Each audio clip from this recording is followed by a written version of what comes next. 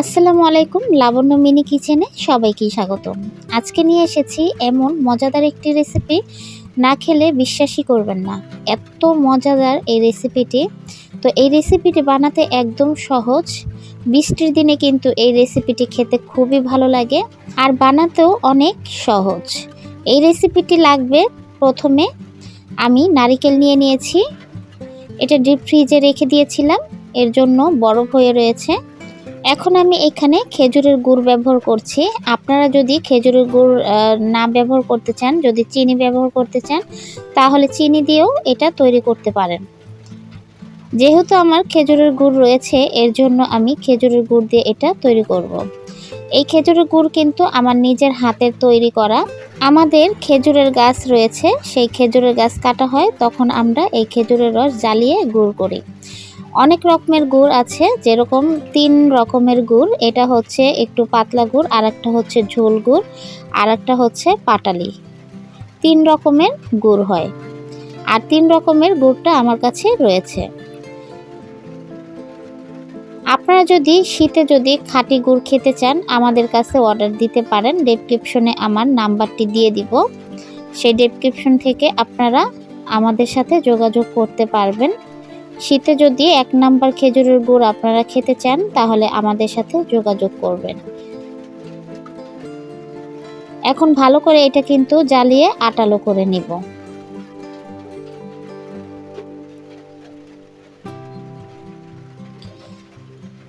এই যে দেখুন, একদম পানি ছেড়ে দিয়েছে কিন্তু, যেহেতু নারিকেল এমনিতেই পানি ছেড়ে দেয়, আবার এটা ডিপ ফ্রিজে ছিল এর জন্য।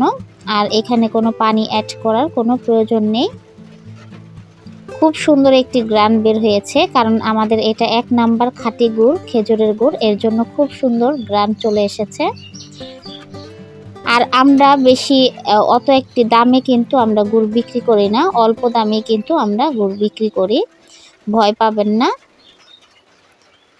এই যে দেখুন কত সুন্দর হয়েছে কিন্তু। এখন এখানে আমি আতপ চাল নিয়ে নিয়েছি।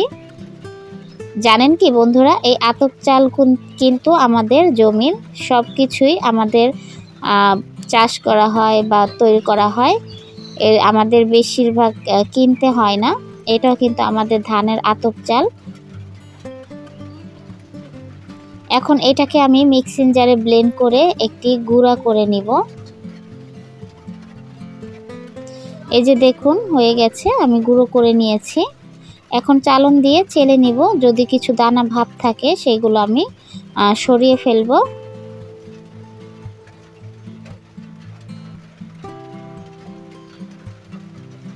এই যে দেখুন হয়ে গেছে।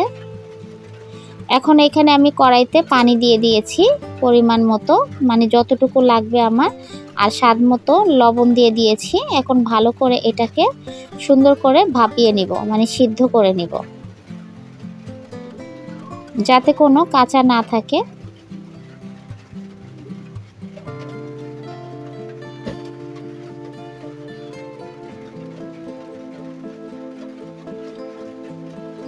এই যে দেখুন জ্বালিয়ে নিয়েছি। এখন গরম অবস্থায় কিন্তু এটা মাখতে হয়, আমার হাতে যাতে গরম না লাগে, এর জন্য আমি একটি পলিথিন নিয়ে নিয়েছি।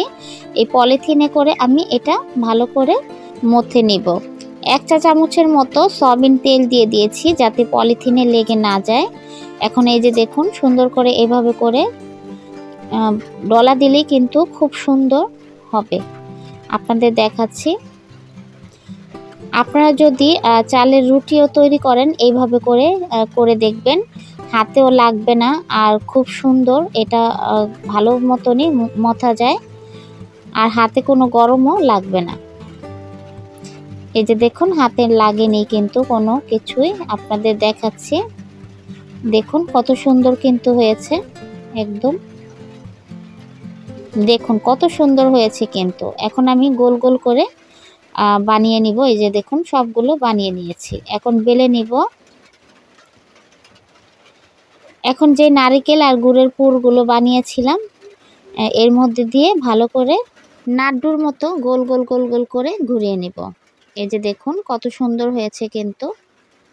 এইভাবে করে আমি আবার তৈরি করে দেখাচ্ছি। এটা কিন্তু আমি বেলে দেখাবো না, হাত দিয়েই দেখাবো। দেখুন একদম কিন্তু সহজ, আর এই বৃষ্টির দিনে কিন্তু এই পিঠাগুলো খেতে খুবই ভালো লাগে। এই যে দেখুন, এটাও কিন্তু হয়ে গেছে। আরও একটি দেখাচ্ছি আপনাদেরকে।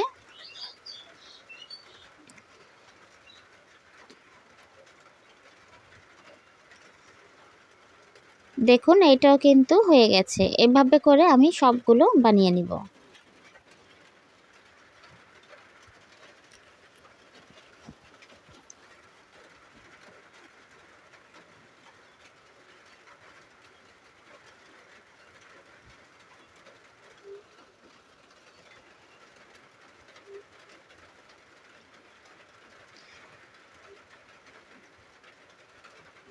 আমি কিছুটা বেলে নিচ্ছি আর কিছুটা হাত দিয়ে এভাবে করে বানিয়ে নিচ্ছি।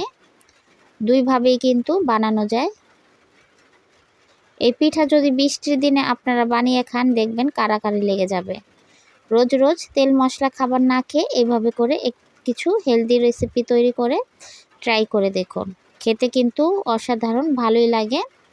আর যেহেতু বৃষ্টির দিন আজকে, খেতে আরও বেশি অসাধারণ লাগছে আমাদের কাছে। আমি কিন্তু একটু কাঠির সাহায্যে সবগুলো এরকম একটু ফুটো ফুটো করে দিব, যাতে দেখতে ভালো লাগে। আপনারা চাইলে নাও দিতে পারেন। এই যে দেখুন, হয়ে গেছে কিন্তু সবগুলো আমার। এখন আমি প্যানে কিন্তু একটু পানি দিয়ে দিয়েছি গরম। এখন ঝাঁঝরিতে আমি দিয়ে ভালো করে ঢেকে দিব। 1 মিনিটের মধ্যে এগুলো হয়ে যাবে। এই যে দেখুন, 1 মিনিট পর আমি চলে এসেছি। এই দেখুন কত সুন্দর কিন্তু হয়েছে, পিঠাগুলো সিদ্ধ হয়ে গেছে। এখন আমি নামিয়ে ফেলবো। দেখুন কতটা সুন্দর হয়েছে, খেতে কিন্তু অসাধারণ হয়েছে। ভিতরে নারিকেলের পুর দিয়ে একদম ভরপুর। একটাবার কেটে দেখাচ্ছি আপনাদেরকে।